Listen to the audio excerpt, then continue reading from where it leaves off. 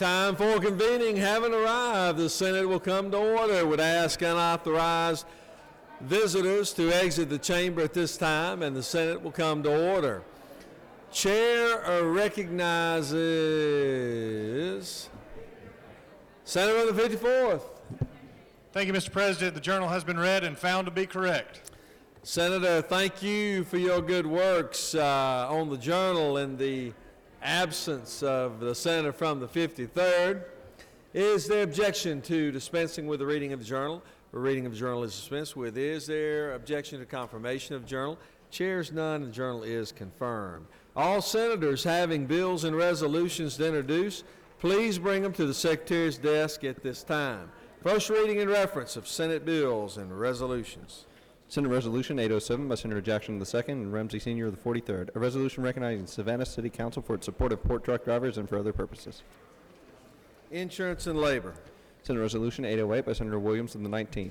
A resolution proposing an amendment to the Constitution so as to prohibit the application Judiciary. That completes the order, Mr. President. First reading and reference of House bills and resolutions.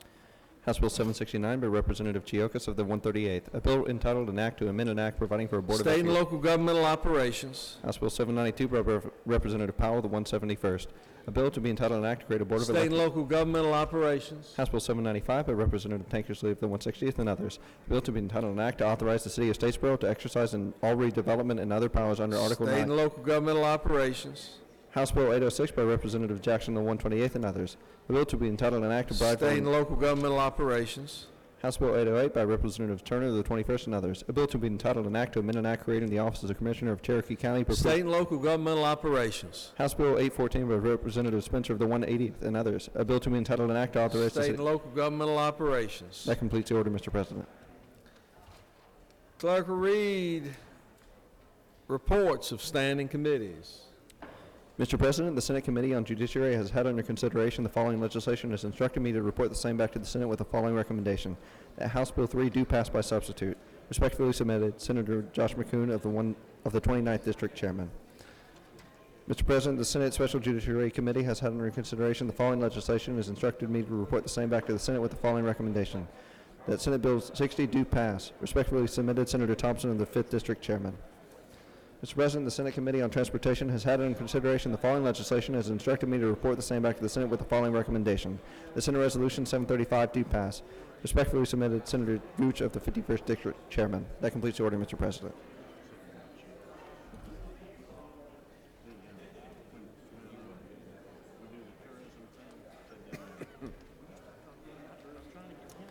Clerk will read bills for the second time. Senate Resolution 736. That completes the order, Mr. President. It is now time for the morning roll call. Time for the morning roll call. Are there any motions to excuse? Chair recognizes Senator from the 54th. Thank you, Mr. President. I ask unanimous consent to excuse the senator from the 53rd, business outside the chamber. 53rd, without objection, Senator from the 53rd will be excused. Chair recognizes Senator from the 44th. Mr. Chairman, I ask for unanimous consent to excuse the senator from the 43rd. 43rd, without objection, Senator from the 43rd will be excused. Any other motions to excuse? Senators, signify your presence by voting the yea switch. The Secretary will unlock the machine. While the senators are voting, let me just have your attention. I know that we are expecting some weather possibly tonight and into tomorrow. The plan as it stands now for planning purposes is we will have session tomorrow. So everyone prepare to make arrangements to be here tomorrow as we continue our efforts.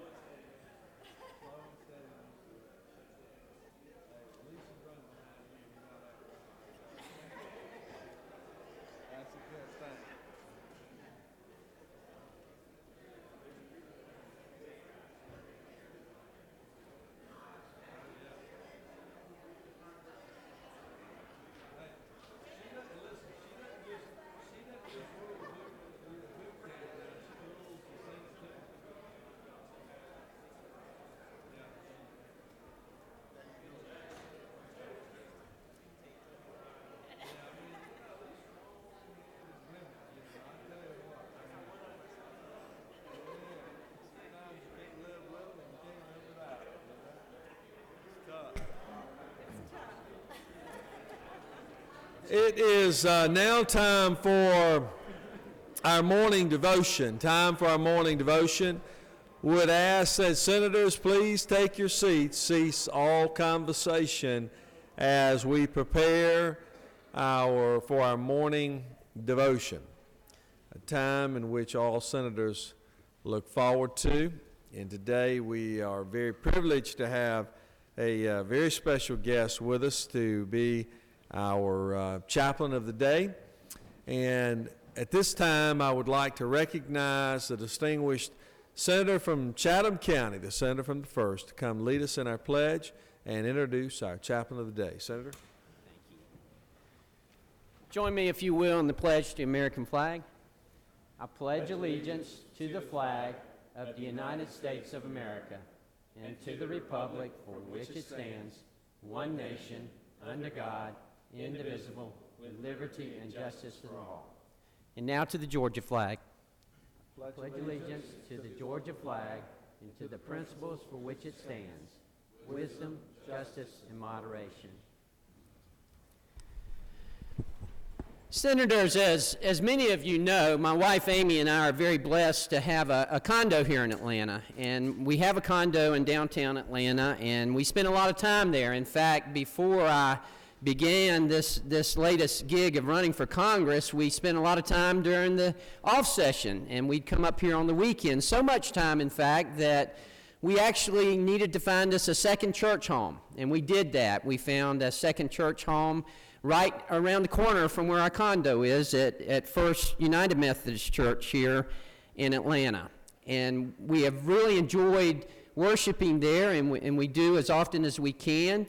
It is a very great experience. The facility itself is a beautiful facility. The preaching is outstanding. But let me tell you, the music at First Methodist is unbelievable. It is great, and I'm sure that the pastor will agree with that.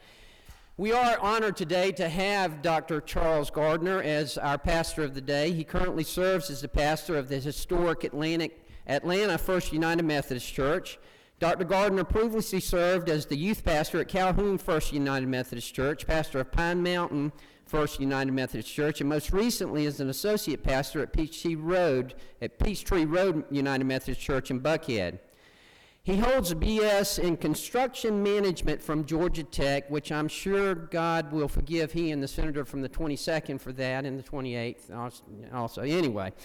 He holds a Master of Divinity from the Candler School of Theology at Emory University and a Doctor of Ministry from the Wesley Theological Seminary in Washington, D.C. Charles is a native Atlantean and resides in the city with his wife Shannon and their son. Along with being an avid runner and golfer, Charles enjoys spending time traveling with his family. Before I give up the podium to allow Dr. Gardner to bring us his message, I do want to mention that his movie career began and I hope did not end with the movie Flight. As you know, that movie was filmed here in Atlanta, and Dr. Gardner was actually in that movie, and so was First Methodist, but I'll let him tell you about that. So join me, if you will, in welcoming Dr. Charles Gardner. Thanks, sir. Thank you, sir. Thank you, Senator, for that very gracious introduction. Yes, I guess I'll begin with that part of it. As y'all well know, our city and our state has become quite the capital for Hollywood in the South, and having had opportunity on a couple of occasions to have scenes filmed at our church, I was able to play a Pentecostal pastor in the movie Flight, and it was quite an experience. And incredible people. I'm sure some of you have met them. The folks that serve and work in the movie industry, I've just found to be top-notch people. I had the opportunity to meet Denzel Washington and Don Cheadle. We also filmed a couple scenes from Joyful Noise and got to meet Queen Latifah and Dolly Parton. So I've gotten to meet quite the folks there. As we come together this morning, obviously we've got snow on our mind. I wore a snowman tie in honor of the occasion. I was going to wear my yellow jacket tie, knowing that I might offend some folks here. I went with a more neutral theme this morning. I want to read very briefly from Paul's letter to the Philippians, a verse many of us are familiar with. Finally, beloved, whatever is true, whatever is honorable, whatever is just, whatever is pure, whatever is pleasing, whatever is commendable, if there's any excellence and anything worthy of praise, think about these things. In our church at Atlanta First, we try to do things in a way that follows three words. integrity, service, and excellence. And our integrity and our service and our excellence is rooted and grounded in love and done with an energy that brings to life the gospel. So integrity.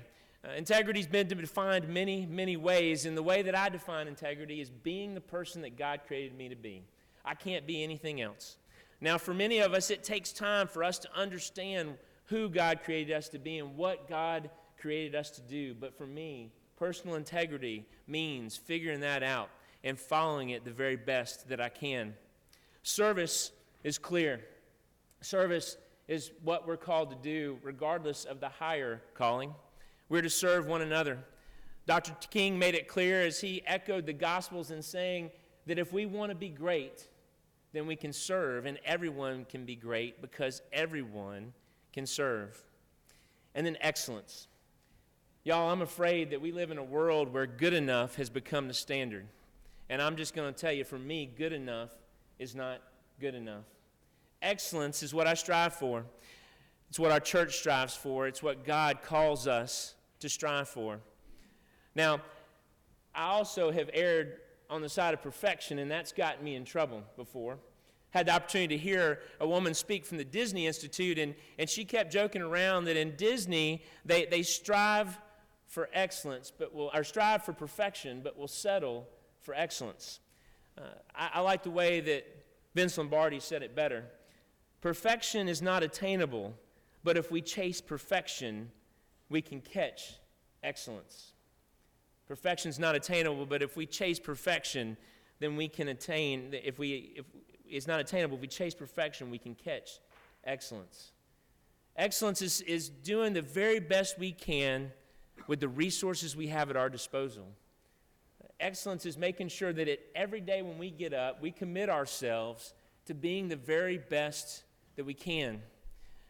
I one time was at the corner of Piedmont and Lindbergh, and I saw a woman putting out some signs, and she was advertising for the business that was down there in the shopping center. And she had those little rickety metal signs, and she had on some heels, and she went up to the corner, and she put one down, and it was crooked, and it wasn't quite in the ground, and she kind of stepped on it one more time, and she looked back, and I could just read her mind watching her do this as she thought to herself, well, that's good enough.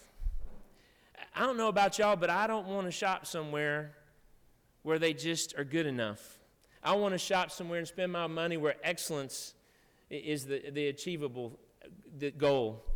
I also once heard that my eye doctor went to a conference that was put on by the Ritz-Carlton. Now, preachers don't get to stay at the Ritz-Carlton very much.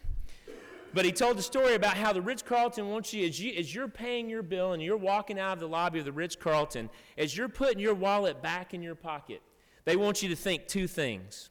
They want you to think, I can't believe I just spent that much money to stay in a hotel. And the second thought is, I can't wait to come back. That's what excellence does for us. Excellence raises things to a higher level. It raises our expectations. It causes us to shoot for something a little higher. Now, I also saw a quote that said, it's better to shoot for the sun and fall short than it is to aim for a pile of manure and hit it. I'll let you think on that one for a minute. Excellence is what we should strive for. This past week was the 30th birthday of the Macintosh computer. I found it a little disturbing to know that I'm older than the Macintosh computer. But Steve Jobs, the brilliant mind behind that company and behind that product, a man who believed that people would pay more for his product because of its excellence. He once said that we should be a yardstick of quality. Some people aren't used to an environment where excellence is expected. Ladies and gentlemen, I believe that the people of the state of Georgia are people of excellence. I believe that you as our elected leaders are people of excellence, and I hope and pray each and every day that as you're deliberating and as you're legislating, that as you do so with an eye toward excellence so that we can be the state that our country needs us to be. I was born and raised in Atlanta, and I've traveled this state from one corner to the other, and I am proud to be a Georgian. and proud to stand in this chamber with you today. And I'll leave you with one last question. And that question comes from the legendary coach, John Wooden, who had 4 perfect seasons with his UCLA Bruins, had the respect of men that were giants in basketball.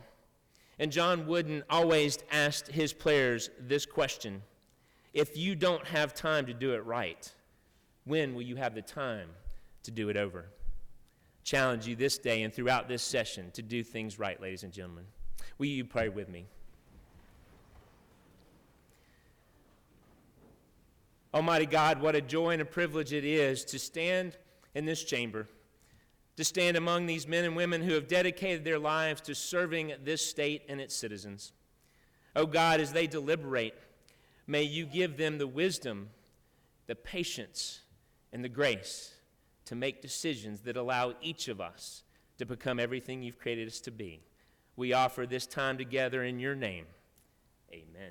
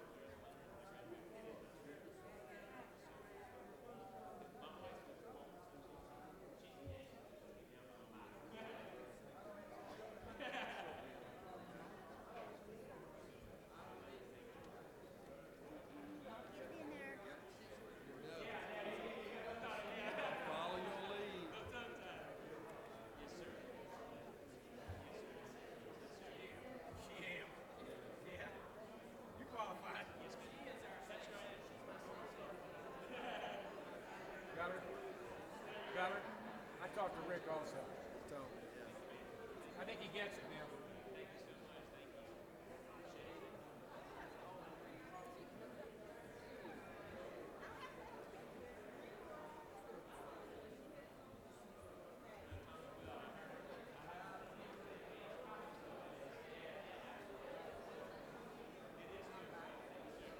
Hey, Bruce, you know he's a senator.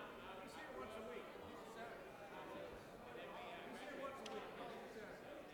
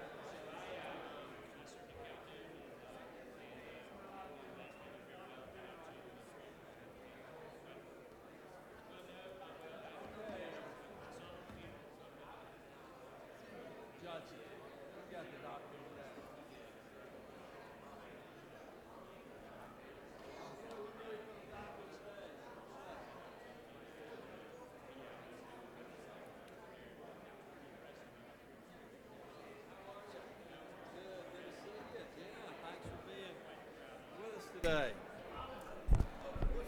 I'd like to present, if I could have the Senate's attention for just a moment, I'd love to present the Doctor of the Day at this time, and to do so, I call upon distinguished Senator from Cobb County, Senator from 32nd. Thank you, Mr. President. 4 Doctors of the Day this year. Either it's a good thing or a bad thing, but I'm still healthy, so thank you, that doctors. It's an honor for me to introduce to you Dr. Benjamin Horton, who comes to us as from Georgia Tech Student Health Services. But his background, he's an emergency room physician.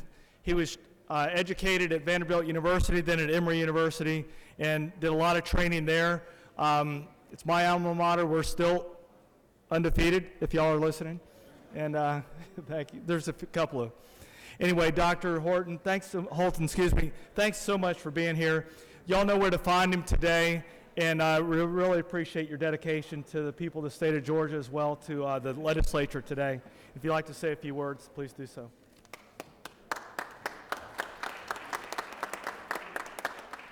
Thank you very much for the honor of being here today, and thank you very much for the service you provide to our citizens. Awesome. Wonderful. Thank you. Good to see you. Good.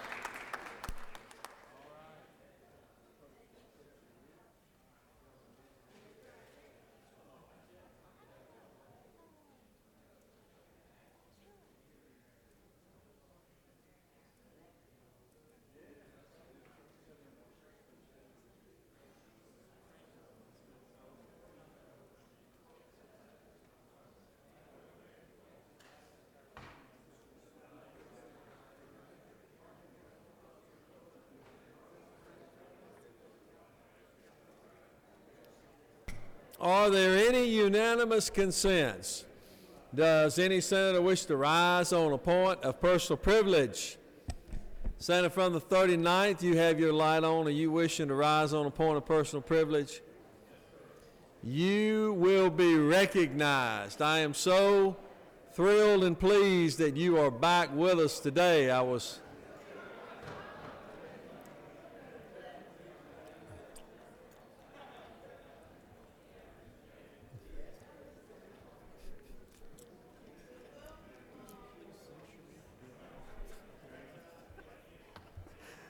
Mr. President, members of the Senate, I am indeed glad to be back with you this morning. I appreciate the opportunity to come to the microphone and say a few words. All kidding aside, we are dealing with a serious issue when we talk about health care. I remember a quote by Dr. King, and January is a great month. We honor Dr. King. And I'll be very honest with you, my holiday doesn't end until, my Christmas holiday season doesn't end until Dr. King's birthday. Dr. King said before he passed that the worst inequality in this country was the inequality of health care for the poor. And Dr. King was a forward-thinking person. And what he said, these many years ago, are things that we should take to heart today. You've heard it before. And I apologize for being repetitive. Medicaid expansion, 650,000 people who would have health care if they received Medicaid expansion. But it's also great economic development, 70,000 jobs over 10 years, 70,000 jobs, and $82 million worth of economic development. I have said, and I'll repeat again, that's a no-brainer as far as I'm concerned. We are told, oh no, it'll cost $4 billion. That's not true. They're padding the numbers, but it will cost $2 billion, $82 billion versus $2 billion. Once again, a no-brainer. This is not a partisan issue. If it was a partisan issue, the governors of Florida, Arizona, and other states would not have done it. And the fact is, when we don't take Medicaid expansion, guess who we're subsidizing? New Jersey. You might like that. California, New York, getting Georgia money that ought to go to Georgia citizens, your constituents and my constituents. You know, I try not to be provincial and parochial in my outlook, but I'd like to see that money stay in Georgia for Georgia citizens and Georgia jobs. But, you know, we can disagree. There are those who disagree. There's some who disagree with me civilly, like most of you, all of you. I don't know anyone who's been uncivil in these discussions, but there are some uncivil disagreements. The governor's office issued a tweet, said tomorrow, the governor's spokesman tweeted, "Tomorrow I'm going to sit in Vincent Fort's office and demand to be arrested. Oh wait, I have to go to work." That's what the governor's spokesperson had to say. That's the level of discourse we're getting from the governor's office on this issue. People are dying. 1,000 people will die by the end of this year because of the governor's decision. And that's the level of discourse we're getting from the governor's spokesperson. It bespeaks an attitude. I'm glad he did what he did with the state health benefit plan yesterday. He's fixing something he broke. He ought to fix it. But let me tell you this, it bespeaks an attitude toward health care. Just like giving an election year $547 million to education after cutting $1.1 billion last year. If he's trying to fix that problem in the election year, but it bespeaks an attitude toward education, toward health care. I'm surprised. Well, I'm not surprised. I've heard this kind of discourse from the governor's office before. And, you know, I understand in the heat of battle you say things that you oughtn't to say. I've done it before. And I apologize. And, you know, and I may say some things to the senator from the 53rd that I'm going to regret. And I apologize in advance. He's a great senator. We really appreciate it. But the rules chair. But thank you for listening to me. I appreciate it. I'm looking forward to the debate and the discussions to continue. Thank you, Mr. President. Chair recognizes Senator from the 32nd on a point of personal privilege. 32nd. Gentleman from Cobb.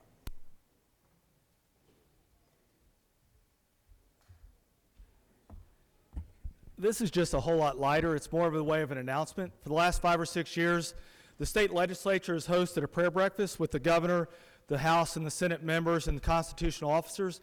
This year's prayer breakfast, you've gotten invitations, but I just wanted to bring it to your attention, is this Thursday, 7:30 to about 9 o'clock. You can leave early if you need to. It's at the Commerce Club this Thursday.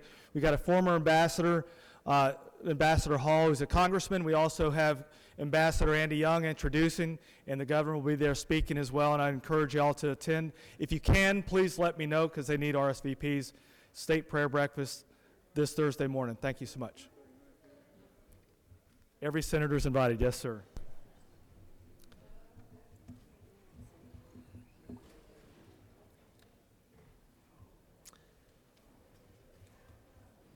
We have a consent calendar of privilege resolutions that are before you. Is there objection to adoption of the consent resolutions? Chair hears none, and the resolutions are adopted. We have one resolution that needs to be read, and the clerk will read the resolution. Senate Resolution 806 by Senator Ligon III and others. A resolution encouraging Congress to enact legislation that would fully fund the annual dredging cycle of Port of Brunswick and continue to fund the program into coming fiscal years and for other purposes. That completes the order, Mr. President. Is there objection to adoption of the resolution? The chair hears none, and the resolution is adopted.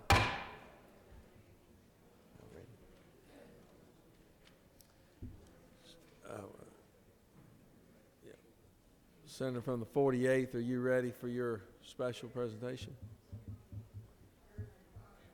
All right. This clerk will read a resolution to honor some very special guests.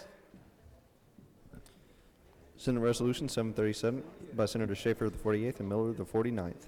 A resolution recognizing and honoring January 13, 2014 as Korean American Day at the State Capitol and for other purposes. Whereas on January 13, 1903, the arrival of 102 pioneer immigrants to the United States initiated the first chapter of Korean immigration to the United States. And whereas members of the early Korean American community served with distinction in the armed forces of the United States during World War I, World War II, and the conflict in Korea. And whereas the population of Korean Americans in Georgia has increased 95% in the last decade, making them an important and integral part of communities across our state. And whereas Korean Americans have designated January 13, 2014 as Korean American Day to memorialize more than 100-year journey of Korean Americans in the United States. Now therefore, be it resolved by the Senate that members of this body join in recognizing and honoring January 13, 2014 as Korean American Day for cultural appreciation and affirmation and celebration of significant contributions to America. Senate Resolution 798 by Senator Schaefer of the 48th and Miller of the 49th. A resolution recognizing Hee Byung-kim, Consul General of the Republic of Korea, and for other purposes. Whereas the Korean Peninsula of Asia, bounded by its east and west seas, is the ancestral home of the Korean people. And whereas the Republic of Korea is one of the strongest allies and closest trading partners of the United States, whereas Korean businesses have invested significantly in Georgia, including 51 facilities employing over 50,000 Georgians, and whereas the Republic of Korea is ably represented in the southeastern United States by Hee Byung-kim, Consul General located in Atlanta. Now therefore be it resolved by the Senate that members of this body recognize Hee Byung-kim, Consul General of the Republic of Korea, and commend the continued effort to invest in this great nation and strengthen international ties between the United States and the Republic of Korea. That completes the order, Mr. President.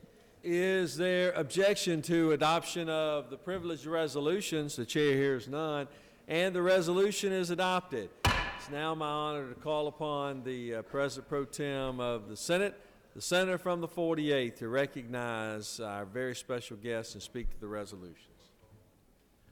Thank you, Mr. President. Ladies and gentlemen of the Senate, on the very first day of this legislative session, January 13th, we passed Senate Resolution 737, recognizing Korean American Day and marking the 111th anniversary of the arrival of the first Korean immigrants to the United States. Like all immigrants before them, Korean Americans have contributed mightily to our nation, serving in our armed forces, winning Olympic medals for our country, and making advancements in all fields of endeavor. Korean businesses have invested heavily in Georgia, with 51 facilities in all parts of this state, employing over 50,000 Georgians of all ethnic origins. It's my privilege today to offer a second resolution, Senate Resolution 798, welcoming Hee Byung-kim, Consul General of the Republic of Korea, to this chamber. The Republic of Korea is one of our country's closest allies and this state's most important trading partners, and Hee Byung-kim is one of our great friends. He is joined today on the rostrum by the President of the Korean Association in Atlanta, Mr. Young Rok-oh, the Vice President of the Korean Association of Atlanta, Ms. Soon-hee Baek, and a member of the National Unification Advisory Council, Mr. Baek Yu-gim. I will present the Korean American Day resolution in a few moments to Mr. Young Rok-oh, and I will present a copy of today's resolution to the Consul General. Please join me now in welcoming the Consul General of the Republic of Korea and his delegation.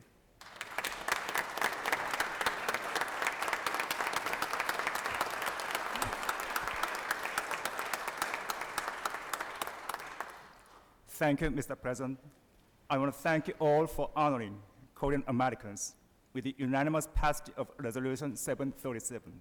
We are so honored to be here as we begin to celebrate Lunar New Year. The resolution will serve as a memorable and invaluable gift to the Korean American community in Georgia and beyond. Korean Americans will continue their tireless efforts to become an important and integral part of communities across the state. Thank you and Happy New Year.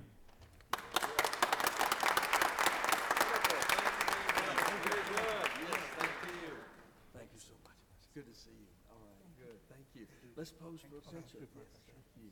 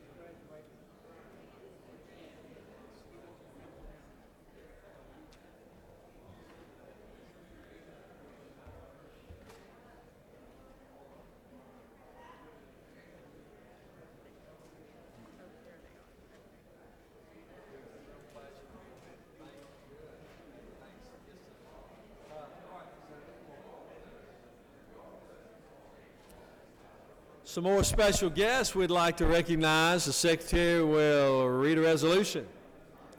Senate Resolution 779 by Senators Dugan of the 30th and Crane of the 28th. A resolution congratulating Mr. and Mrs. Harold Peacock on the occasion of their 50th wedding anniversary and for other purposes. Whereas Mr. and Mrs. Harold Peacock were married in Charleston, South Carolina at the ages of 18 and 21. And whereas Mr. and Mrs. Peacock first met in 1962 in Fort Smith, Arkansas, Linda's hometown, and where Harold was stationed while he was served. 779? Which one? Which one are we reading? Yeah, Dugan. Is this something? This is 787. All right. Again. All right. Senate Resolution 787 by Senators Ginn of the 47th and others. A resolution recognizing January 28, 2014 as Tourism, Hospitality, and Arts Day at the state capitol and commending the tourism industry of Georgia and for other purposes.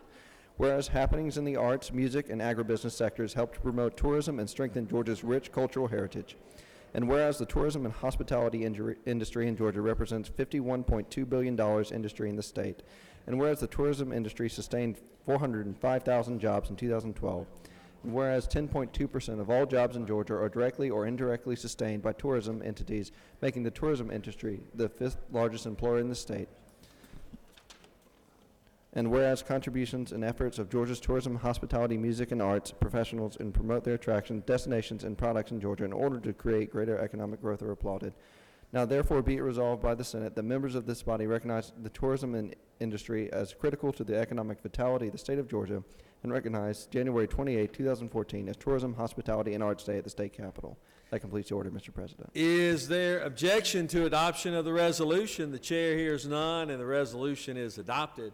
It's a great honor to welcome all the leaders in tourism for our great state. We're very proud of them and proud of all the beautiful attractions that Georgia possesses. And no one articulates and loves tourism more than the great senator from the 47th. And I will call upon him to recognize our special guest and speak to the resolution. Thank you, Mr. President. I really ought to have everybody in the room down here at the rostrum, but I'm lucky to have some of my committee members and our great tourism industry folks here. In case y'all didn't hear, yesterday I told you that tourism in Georgia is $1 billion a week. Now I was, playing around with the math a little bit, and a lot of people don't understand exactly what that means, so I broke it down to, that's 1,000 million.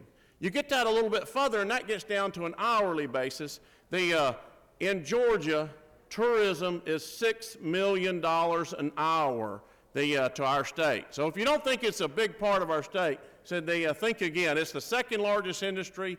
I'm proud to be here to recognize the industry. Our governor, our lieutenant governor all understand what it means. It's about jobs in Georgia. Right now, I want to introduce Kevin Langston, with the Georgia Department of Economic Development. Kevin, would you give us a few remarks about how tourism affects our lives?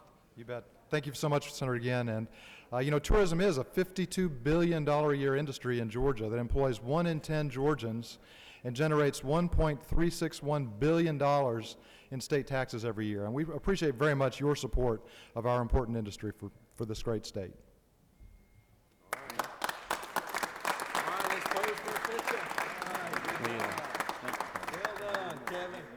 Short and sweet. We'll get a picture here. Okay. Get some points, right? All right. Good job, man. Good to see you. Thanks. See you. All right. Everybody's got their little stickers on, looking pretty. The fewer words, the better. Absolutely, no doubt. It's great to see you too. It's good to see you. We'll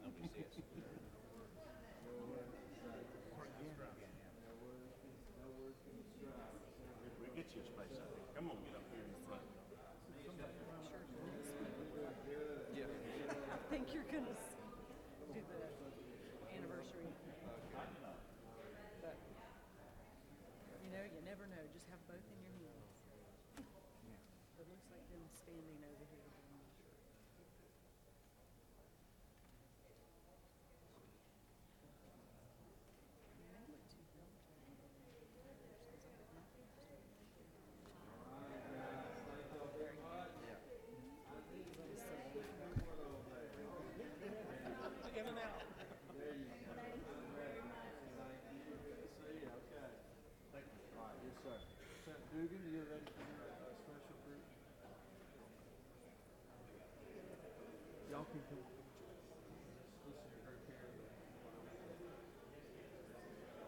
Okay, this is.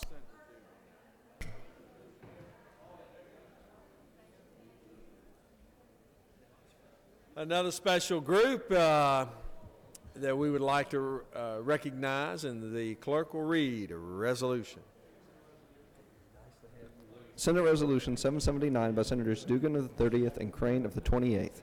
A resolution congratulating Mr. and Mrs. Harold Peacock on the occasion of their 50th wedding anniversary and for other purposes. Whereas Mr. and Mrs. Harold Peacock were married in Charleston, South Carolina at the ages of 18 and 21. And whereas Mr. and Mrs. Peacock first met in 1962 in Fort Smith, Arkansas, Linda's hometown, and where Harold was stationed while he was serving the United States Army as a sergeant at Fort Chaffee. And whereas they are the first ones in their families to have graduated college, taking turns working and putting each other through college. And whereas Linda earned her bachelor's degree in nursing, and Harold has a bachelor's degree in biblical studies, a master's degree in classical languages, Hebrew and Greek, and a secondary education degree in mathematics. And whereas Mr. and Mrs. Harold Peacock have two children, Claire Peacock Ragsdale and Clint Peacock. Now therefore be it resolved by the Senate that the members of this body congratulate Mr. and Mrs. Harold Peacock on the inspiring occasion of their 50th wedding anniversary and extend sincere best wishes for many more happy years together. That completes the order, Mr. President. Is there objection to adoption of the resolution? The chair hears none, and the resolution is adopted. Always great to celebrate 50 years, a remarkable an accomplishment. And speak to the resolution and recognize our special guest. I call upon the distinguished senator from the 30th District. Thank you, Mr. President. I've always admired people who provide service to their fellow men, and the Peacocks are prime examples of providing that kind of service. You know, at a time when nobody in their family had ever graduated from college, they decided they were going to be the first. Now, they couldn't both go at the same time, so they took turns and worked each other's way through school until they both graduated. And Mrs. Peacock went into nursing, and she worked in hospitals like a lot of nurses do, but she also worked in prisons, and she worked with hospice care. So that's very commendable. Now, Mr. Peacock is talking about service. He's a teacher, he's a preacher, he's a part-time carpenter, he's a chaplain now for hospice care at 72 years old, still working hard with the chaplain. This is the first time Mrs. Peacock has ever been to the Capitol, and we bring her up here onto the platform on the first time she's come. And we wanted to do it today, the day that they are celebrating their 50th anniversary. So join me in a round of applause for the Peacock family.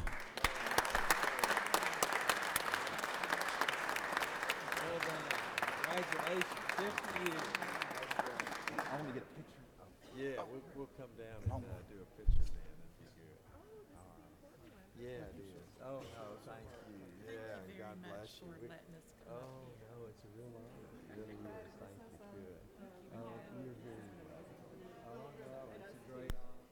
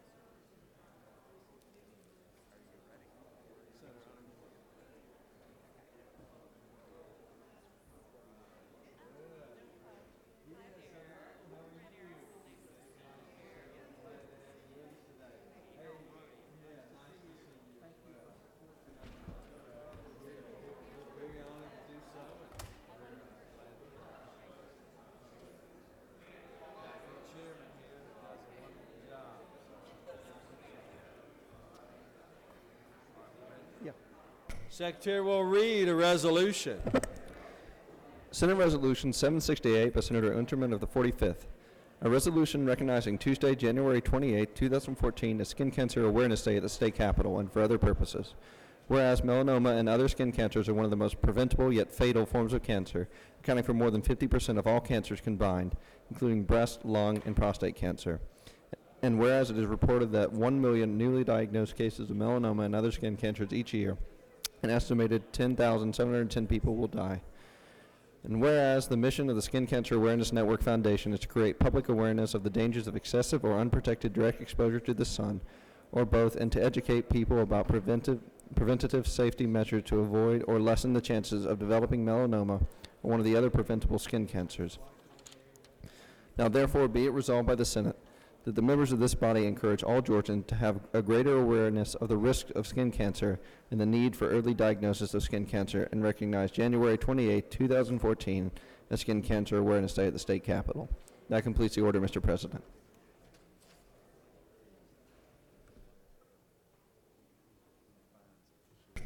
Is there objection to adoption of the resolution? The chair hears none, and the resolution is adopted.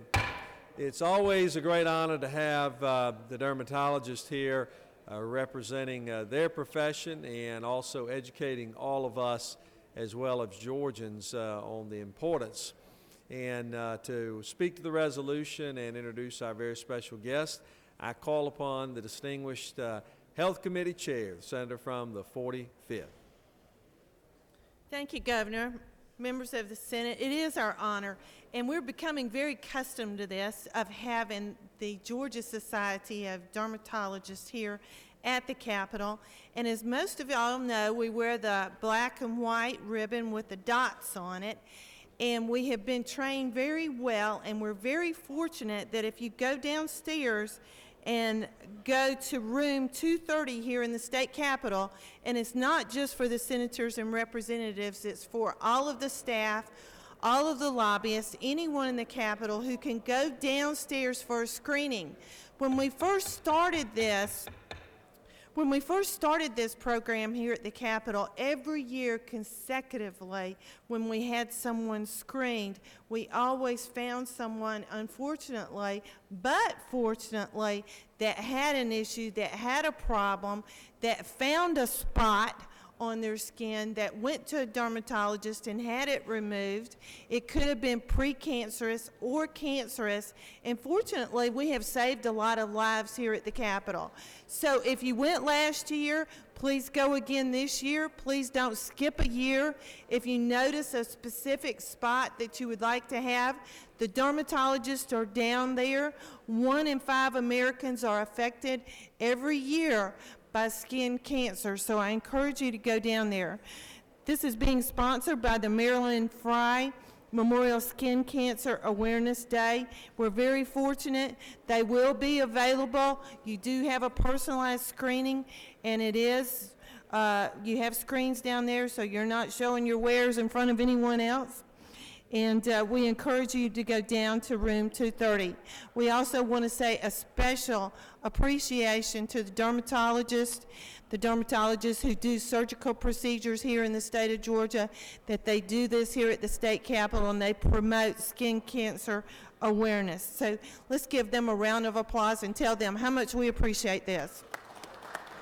All right, excellent, excellent. One of y'all want to say anything real quick? Yes, I'm Harold Brody from Buckhead, and this is Corinne Erickson from Cobb County, and we'd like to thank you for supporting the efforts of the Georgia Society of Dermatology and Dermatologic Surgery, as well as the American Academy of Dermatology. Someone dies of melanoma every hour in the United States, and if we can pick up a melanoma and save a life, it's very gratifying. Thank you for supporting what we do. All right, well done, great, okay. Let's pose for a picture here.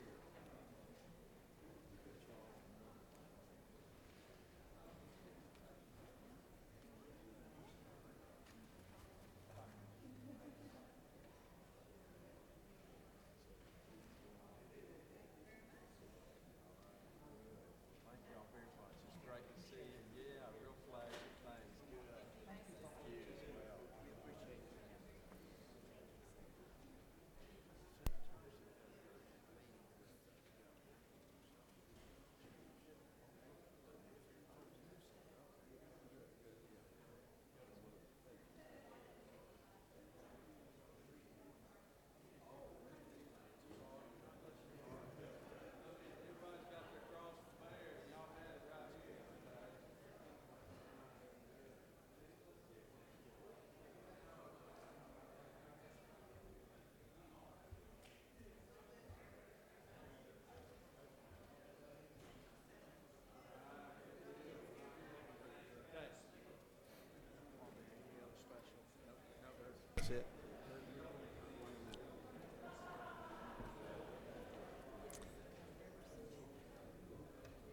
Are there any motions to withdraw or commit? The Secretary will read Senate Bill 298. Senate Bill 298 by Senator Murphy of the 27th and others. A bill to be entitled an act to amend Code Section 4274.1 of the OCGA relating to special vehicle decals for persons with disabilities so as to provide for the submission of a doctor's prescription with an application for special parking decal for persons with disabilities in lieu of an affidavit when notary public is not available, to provide for related matters, to repeal conflicting laws, and for other purposes. The Senate Committee on Public Safety recommends that this bill do pass. Senator Carter, Chairman. Senator Crane of the 28th and Murphy of the 27th offered the following amendment. Amend by, on line 11, delete, if no notary public is present in the doctor's office, delete line 12 in its entirety. Line 13, delete seeking a permit. That completes the order, Mr. President.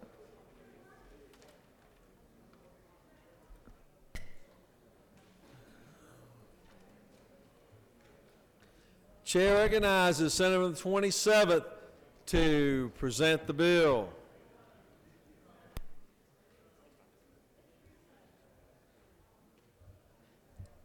Thank you, Mr. President and members of the Senate.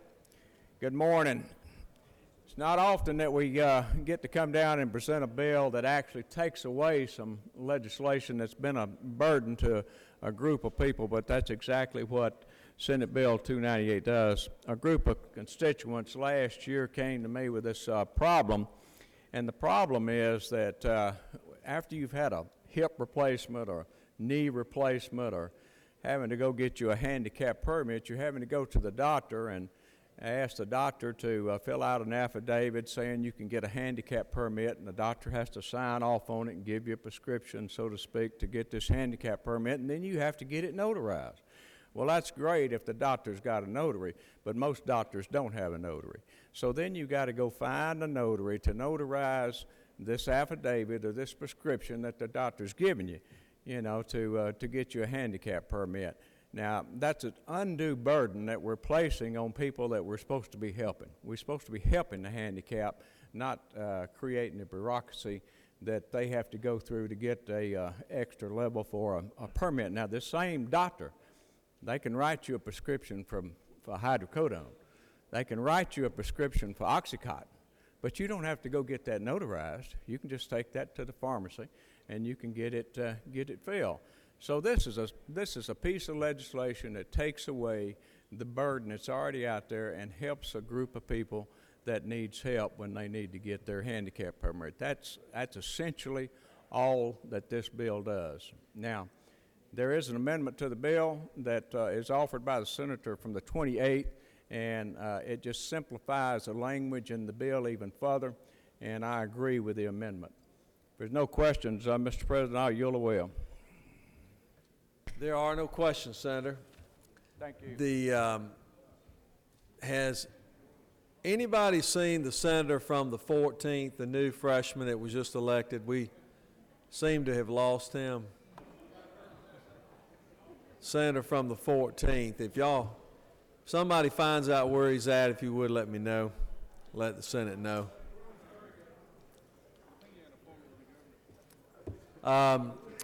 Senator from the has the amendment been read? Senator from the 28th, you wish to speak to your amendment? Nope. Is there objection to adoption of amendment number 1? Without objection, amendment number 1 is adopted. Question now is, does any other senator wish to speak for or against the bill? Is there objection agreed in the Report Committee which fail pass the bill? Chair is none. The Report Committee is agreed to. Shall the main question be now put? Are there any objections? Chair is none. The main question is ordered. Shall this bill now pass as amended? Questions on the pass of the bill. All those in favor of the bill will vote aye. Those opposed, no. Secretary, unlock the machine.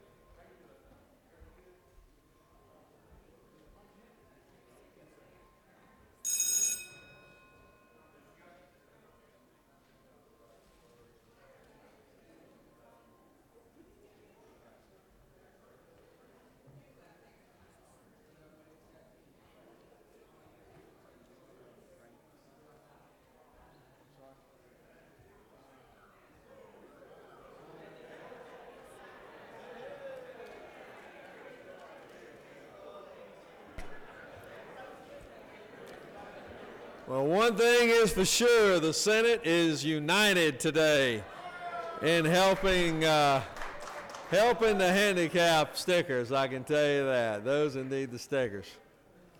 I'll tell you, it was a beautiful day. Well, that concludes. I hate to end on such a positive note, but that's all we got for the day. Chair recognizes the senator, the majority leader. That's fine. Thank you, Mr. President. I move the Senate stand adjourned until 10 a.m. Wednesday, January 29th. 10 a.m. Wednesday, January the 29th. Come back tomorrow as united as we leave today. Read the announcements. Banking and financial institutions, canceled. Education and youth, canceled. Public safety, 2 p.m. MES. Rules, 2 p.m., 4:50 cap. Finance, canceled. Special judiciary, canceled. Ethics, canceled. Government oversight, canceled. Retirement, 4 p.m., 310 CLOB. That completes the order, Mr. President.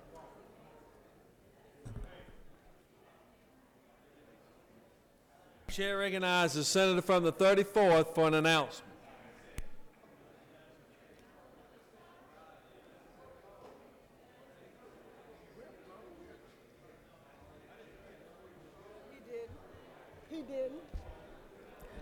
Thank you, Mr. President, members of the Senate. The event at the Commerce Club this afternoon for women in the legislature is canceled. Hear me, ladies? It's canceled. Thank you.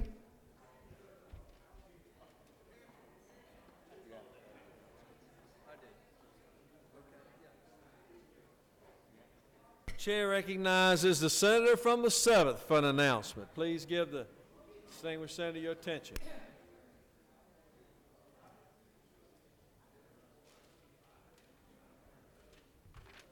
Thank you, Mr. President. Members of the Senate, on your desk you'll see an invite to the Alma-Bacon County night dinner tonight, the seafood bowl and their famous blueberry concoction that they make for dessert. Y'all come on out if you can. We'd love to have you there. Some great food, great fellowship. We'll see you this evening if you can make it. Thank you, Mr. President. Chair recognizes the senator from the 4th, the appropriations chairman. Please give the senator your attention. Ladies and gentlemen, the Senate has been asked to announce that the reception this afternoon by the grocers and the convenience stores and the Georgia Beverage Association has been canceled. Thank you.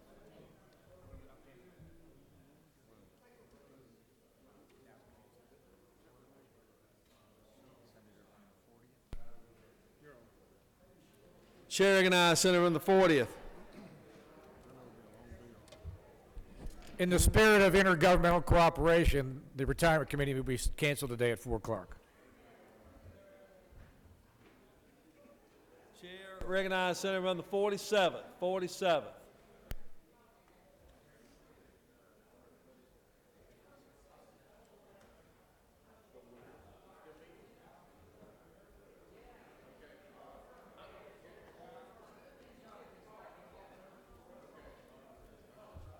Ladies and gentlemen, especially those that are on the Economic Development Committee, said the Georgia Economic Developers Association has canceled their luncheon for tomorrow. Just wanted to let you know that on your calendar. Thank you. Thank you, Mr. President.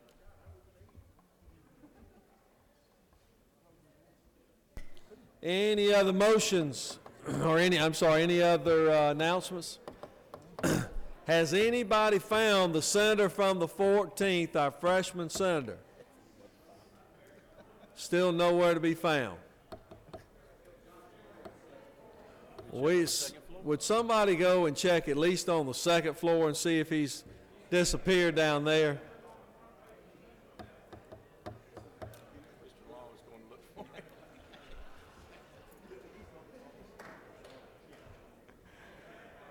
There's the senator from the 14th. He finally showed up. I have no idea. Tell you what, freshman senators, you have got to manage them closely. Hold them tight. Close, close. Kind of like that bird dog of mine. Close in here, close in here. All right. The majority leader has moved that we stand adjourned until 10 a.m. tomorrow morning. Snow or no snow? All those in favor will say aye. All those opposed, no. Oh, and the ayes do clearly have it. We stand adjourned.